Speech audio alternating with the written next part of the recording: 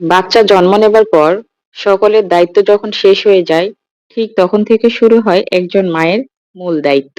সন্তানকে খাওয়ানো, ঘুম পাড়ানো, সন্তানের সাথে রাত জাগা। এমনই হাজারো দায়িত্বের বোঝা কাঁধে নিয়ে সদ্য মা হওয়া মেয়েটিকে ভুলে যেতে হয় তার শরীরের ৯ মাসের ক্লান্তির কথা, কাটাছেঁড়ার যন্ত্রণার কথা, ভুলে যেতে হয় তার অবসন্ন শরীরে ঘুমের খুব প্রয়োজন।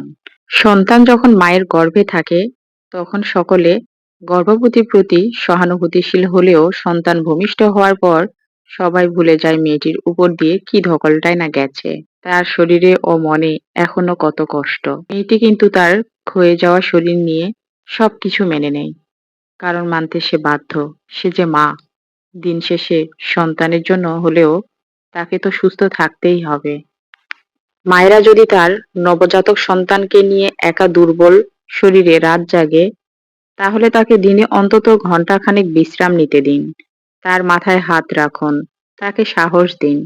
যদি তার আরো সন্তান থাকে, তাদেরকে দেখাশোনার নিশ্চয়তা দিন। তাহলে মেয়েটি মানসিকভাবে খানিকটা স্বস্তি পাবে। আর আপনার এই সহযোগিতা হয়তো তার মাতৃত্বকে আরো সহজ ও সুন্দর করে তুলবে। ভালো থাকুক পৃথিবীর সকল মা, তাদের সন্তানের জন্য, পরিবারের জন্য, সবার জন্য।